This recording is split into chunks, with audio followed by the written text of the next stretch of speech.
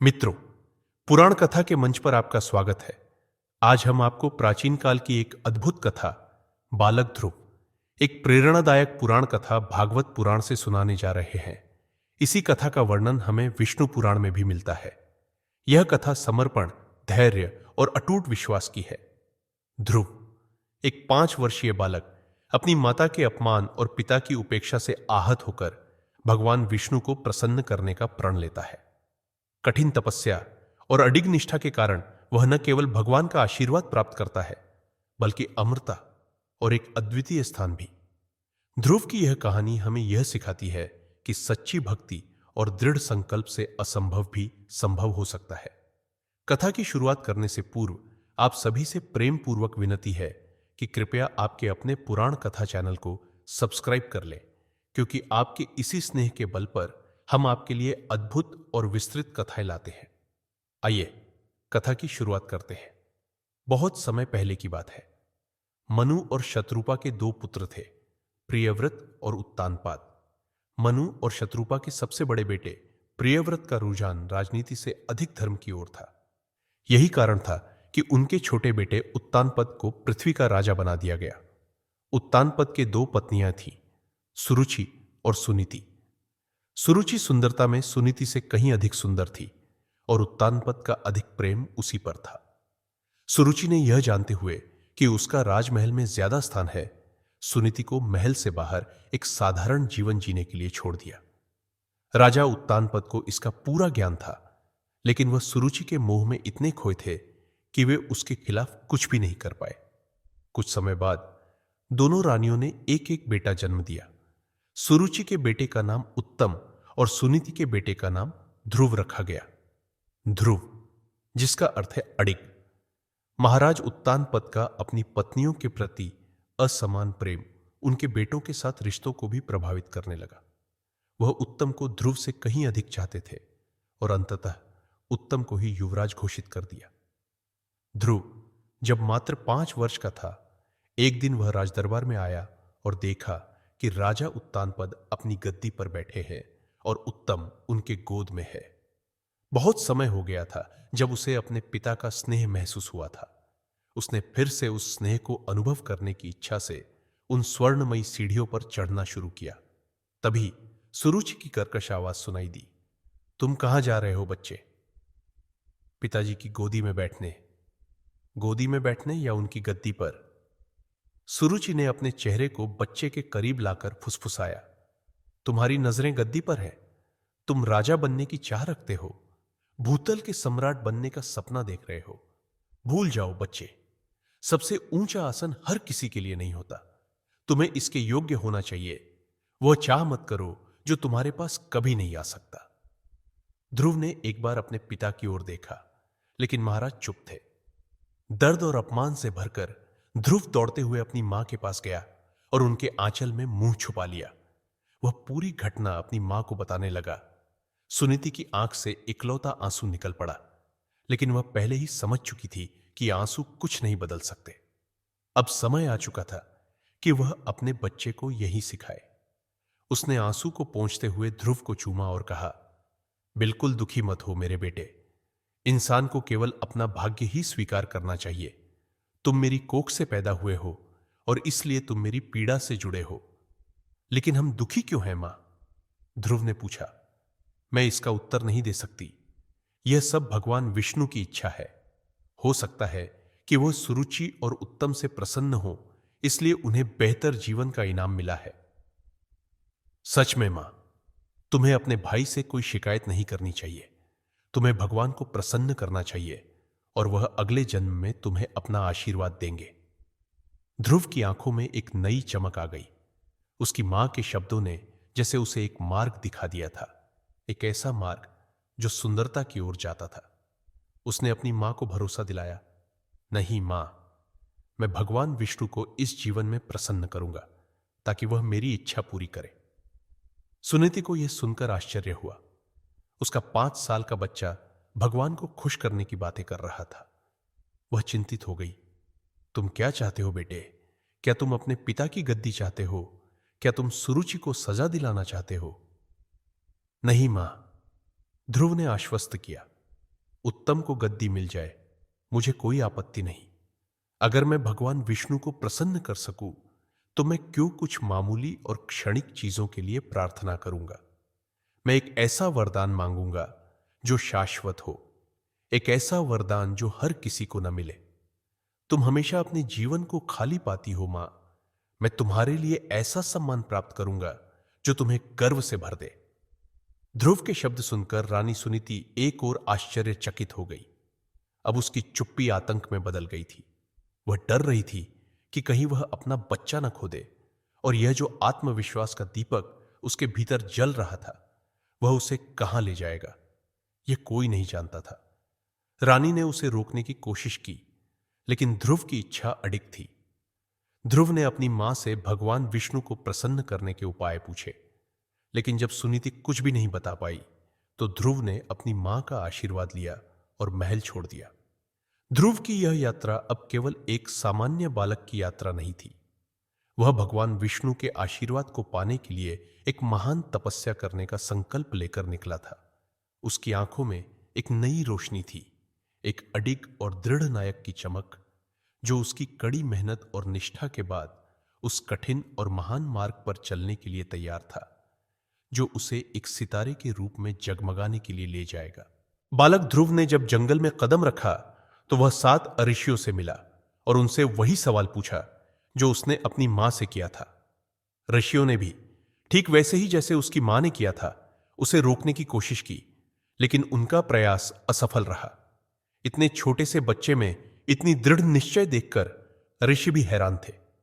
अंत में उन्होंने एक स्वर में कहा कि भगवान विष्णु को प्रसन्न करने का सबसे उत्तम तरीका कठिन तपस्या करना है। जब तक तुम सब कुछ छोड़कर केवल उसे नहीं देखोगे, तब तक वह तुम्हें नहीं दिखेगा। क्या तुम ऐसा कर सकते हो बच्चे? ध्रुव मुस्कुराया। उसने एक स्थान चुना और ध्यान करना शुरू किया। वह दिन रात ध्यान में लीन रहने लगा। समय गुजरता गया, लेकिन कोई परिणाम नहीं दिखाई दिया।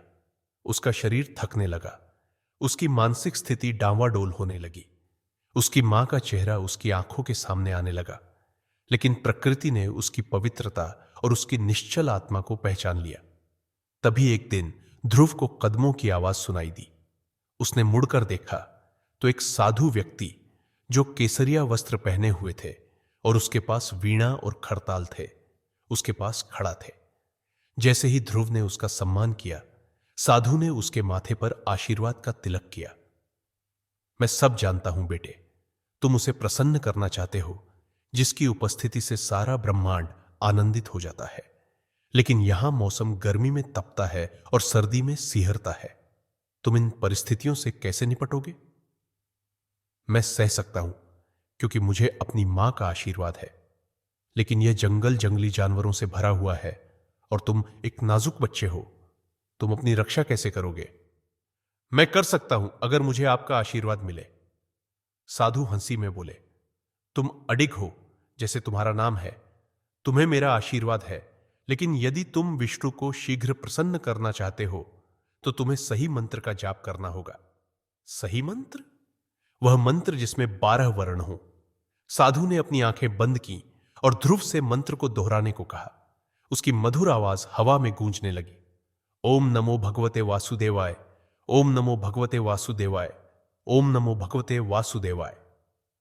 मंत्र के साथ ध्रुव की ऊर्जा में एक नया संचार हुआ। वह बहुत हल्का और ताजगी से भरा महसूस करने लगा। उसने साधु से उनका नाम पूछा तो वह मुस्कुराए और बोले, मैं वह हूं जो भगवान की स्तुति गाने के लिए संसार में भ्रमण करता हूं। लोग मुझे नारद कहते हैं। बालक ध्रुव के भीतर मंत्र की शक्ति समाहित हो गई। अब वह एक नई ऊर्जा से भरपूर महसूस कर रहा था। उसने यात्रा शुरू की और यमुना जी के किनारे मधुवन पहुंचे। वहां एक कदम्ब वृक्ष के नीचे एक पैर पर खड़े होकर वह भगवान विष्णु के मंत्र का जाप करने लगा। उसका ध्यान अब उसके अंदर से फूटकर भगवान की स्तुति में बहने लगा। उसकी साधना इतनी तीव्र हो गई कि समय के साथ उसने खाना और पानी भी छोड़ दिया। उसकी भक्ति का उग्र रूप ब्रह्मांड के हर कोने में महसूस होने लगा। जब देवताओं ने यह सब देखा तो वे चिंता में पड़ गए। वे सोचने लगे कि इस बच्चे की भक्ति उसे ब्रह्मांड का राजा बना सकती है। वह देवराज इंद्र को भी हरा सकता है। वे सब इकट्ठा हो गए और निर्णय लिया कि ध्रुव को रोकना होगा। इंद्र ने अपने सभी प्रयास किए। उन्होंने भयंकर राक्षस भेजे, तेंदुए और बाघों की गर्जनाओं को भेजा, शेरों और लोमड़ियों को जंगल में भेजा। सूरज ने उसकी त्वचा को झुलसा दिया और बारिश ने उसे भीगने पर मजबूर कर दिया। इंद्र ने स्वयं सुनीति का रूप धारण किया और उसे जगाने का प्रयास किया, लेकिन ध्रुव अपने लक्ष्य से 1 इंच भी विचलित नहीं हुआ। उसकी भक्ति चट्टान की तरह दृढ़ हो गई थी। देवता परेशान हो गए और भगवान विष्णु से पूछा कि इस बच्चे को कैसे रोका जाए। भगवान विष्णु ने शांत स्वर में कहा, यह बच्चा भौतिक सुखों का नहीं, बल्कि आत्मिक शांति का साधक है। ऐसे साधक को कोई भी शक्ति रोक नहीं सकती। अब समय आ चुका है कि मैं उसे वह आशीर्वाद दूं जो वह चाहता है। सब शांत हो गया। न कोई हवा, न बारिश, न जानवरों की आवाज, बस एक दिव्य आवाज ध्रुव के कानों में गूंजने लगी। ध्रुव। ध्रुव ने अपनी आंखें खोली। सामने नीली त्वचा वाला एक दिव्य रूप खड़ा था। वह भगवान विष्णु थे। उनकी पीली पोशाक, सफेद शंख और गुलाबी कमल ध्रुव की आंखों में तैरने लगे। उसकी आंखों से आंसू बहने लगे, लेकिन वह उसी दिव्य रूप को देखता रहा। वह रूप उसे इतना आकर्षित कर रहा था कि उसकी सारी इच्छाएं तृप्त हो गई। एक साथ 12 चरणों में एक स्तुति उनके मुंह से निकल पड़ी। यह वही स्तुति थी जिसे आज हम ध्रुव स्तुति के नाम से जानते हैं। क्या आप मुझसे प्रसन्न हैं भगवान? ध्रुव ने पूछा। तुमने मुझे प्रसन्न किया है। विष्णु ने मुस्कुराकर कहा, क्या मैं आपके चरण स्पर्श कर सकता हूं? तुमने मेरे हृदय को स्पर्श किया है। तुम क्या चाहते हो? विष्णु ने पूछा। ध्रुव अब कुछ नहीं बोल सका। वह केवल उस दिव्य रूप को देखता रहा। सब कुछ पाकर उसे और कुछ नहीं चाहिए था। भगवान ने अपने शंख से उसे स्पर्श किया और कहा, तुम जो भी चाहो वह प्राप्त कर सकते हो। ध्रुव ने सोचा और फिर उसे सुरुचि की कही हुई बात याद आई। सबसे ऊंचा आसन सबके लिए नहीं होता। विष्णु मुस्कुराए और बोले, तुम वापस अपने राज्य लौटो। जब समय आएगा तो मैं तुम्हें ब्रह्मांड की सबसे ऊंची जगह पर बिठाऊंगा, जहां तुम एक तारे के रूप में चमकोगे, सबसे तेज और सबसे अद्वितीय। लोग तुम्हें देखेंगे और तुम्हारी स्तुति करेंगे। तुम हमेशा के लिए ध्रुव तारा के नाम से प्रसिद्ध हो जाओगे।